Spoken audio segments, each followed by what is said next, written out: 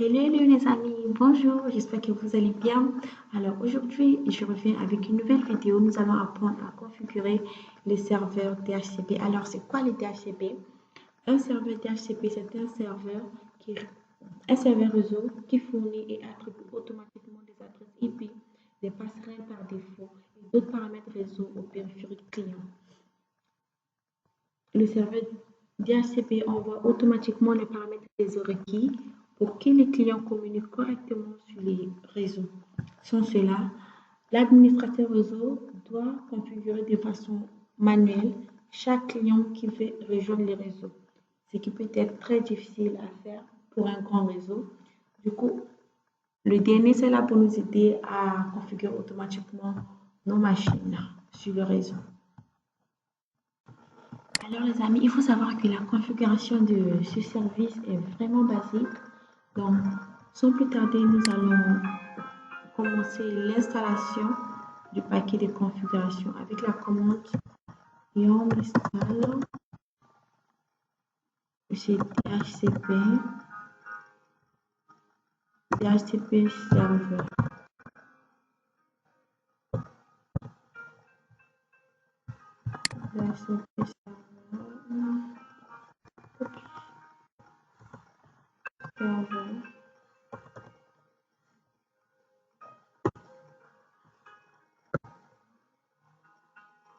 Ici, le paquet a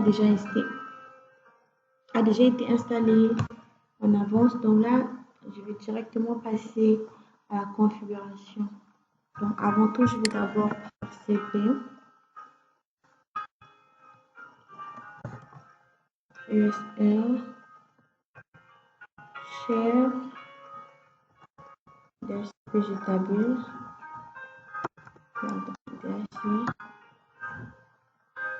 DHCP j'établis.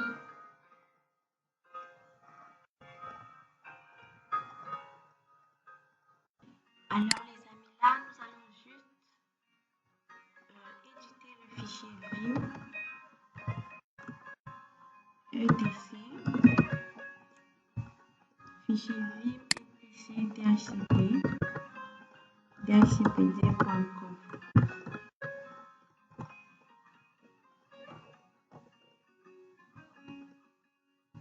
Alors ici, nous allons apporter nos modifications ici. Mais je pense qu'on va juste ensemble d'aborder là. Je vais donner.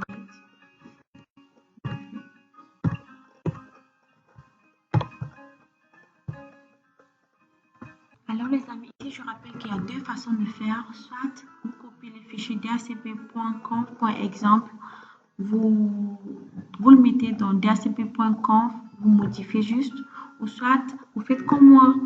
Donc on part directement dans le fichier dhcpt.conf et ici on va tout écrire. Par contre là, on ne va pas modifier, juste on va tout écrire.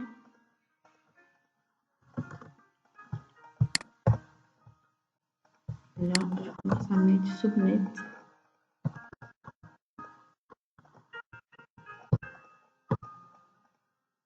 Bon, ça c'est la page réseau.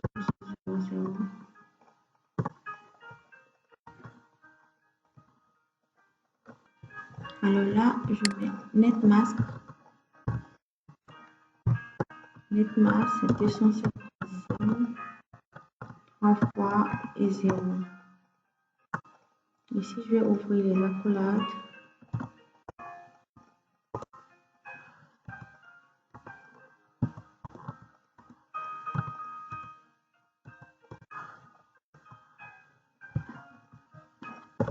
Là, je mets range.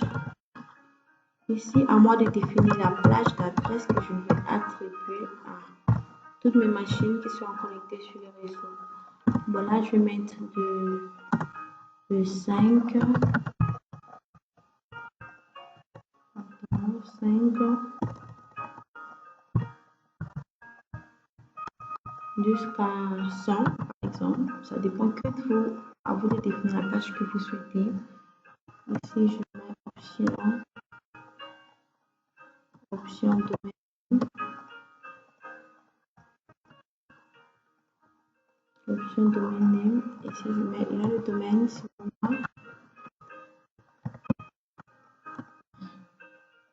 mon.cf. C'est pourquoi, pour faire le DNS, il faut des...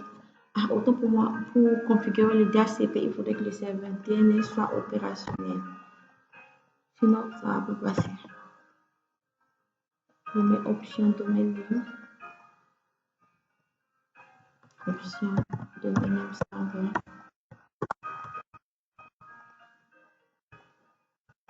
Name. Servers. 192. 168.0.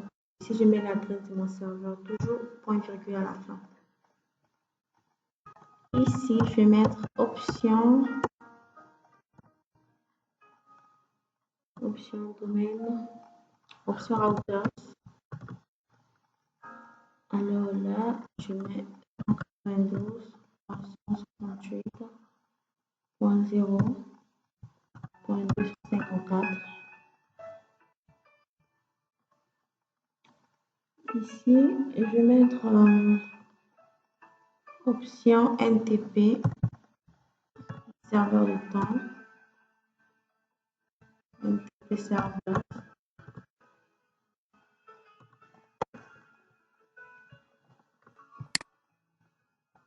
Alors, NTP serveur, je mets l'adresse du serveur, je reprends la ligne, default,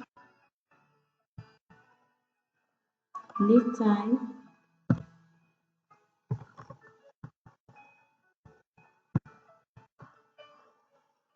default list time, je mets le temps en secondes, 86 400 secondes par exemple,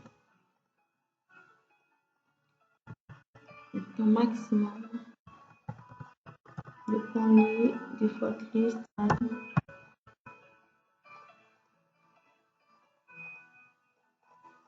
max list time, je mets 17 000 quelques secondes. Voilà, je vérifie le subnet, je mets l'adresse du réseau. Alors, je peux sortir de là, échappe, de véhicule. Alors là, je reviens, je vais expliquer juste un peu parce que peut-être il y a des gens qui n'ont pas compris tout ce que j'ai écrit ici. Alors ici, le default list time, c'est la durée de bail par défaut pour les adresses IP fournies par une hôte représentée de 86 400 secondes. Et max list time ici, max list time c'est la durée maximale de location d'une adresse IP fournie pour représenter un truc de 100 secondes. Option, maintenant, option domaine name, ça c'est le nom de domaine de notre DNS. Option routers, ça c'est la passerelle par défaut du réseau représenté ici à cette adresse-là, 192.168.0.254. Maintenant, option subnet, ici, ça c'est l'adresse du réseau et là c'est le masque, le sous-réseau. Je pense que c'est tout ce qu'il y a à comprendre ici.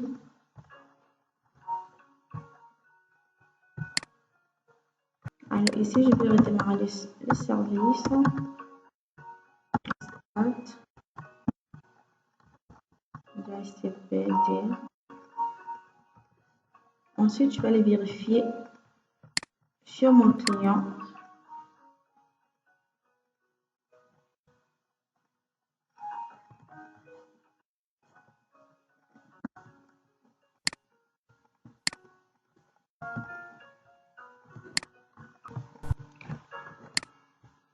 Alors les amis, ici moi j'ai un client Windows 7 sur lequel je vais faire des essais. Donc là, j'ai ma machine Windows 7 ici. Je fais ntpa.cpl. Je suis dans l'interface réseau. Je fais propriété. Ici, je vais sur protocole Internet version 4, IPv4. Et bon, ici, c'est déjà automatique. Donc, on laisse tout ça automatique. Ensuite, je laisse ça automatique. Ensuite, je fais OK. OK, fermer. Ensuite, je viens ici en ligne de commande. CMD d'abord. Je fais comme ça pour que vous puissiez voir. OK. Dans CMD, je vais essayer de récupérer les paramètres ici. Alors, pour que mon serveur et ma machine puissent communiquer, il faudrait que je ramène ici. Sur le serveur, je ramène la carte réseau. Sur interne. Interne pour que ça puisse communiquer avec ma machine, avec mon client Windows. Donc, je fais périphérique, réseau, réglage réseau. Et là, je vais ramener ça sur réseau interne pour qu'il puisse communiquer. Voilà. Ici, je mets Hello All. Ensuite, je fais entrer. Maintenant, je vais devoir redémarrer le service. Donc, je mets NMT Networking off. Je rappelle, je mets on. Je redémarre la carte réseau. Ensuite, je vais aller dans mon client. Je reviens dans le client Windows. Ici, je vais essayer de faire ipconfig. Voilà. Là, je remarque même que bon, je fais ipconfig slash release. Je fais ipconfig slash renew pour que la machine puisse récupérer les nouveaux paramètres. Ici, je vois que l'adresse attribuée à notre serveur est bien le 192.168.0.5. Et ici, nous avons une passerelle et nous avons le masque de sous-réseau. Voilà, notre serveur DNS est bien fonctionné, les amis. Merci beaucoup d'avoir regardé cette vidéo. Je vous invite à vous abonner si vous n'êtes pas encore abonné à ma chaîne. Et n'oubliez pas de laisser des commentaires. Merci à tout de suite pour une nouvelle vidéo.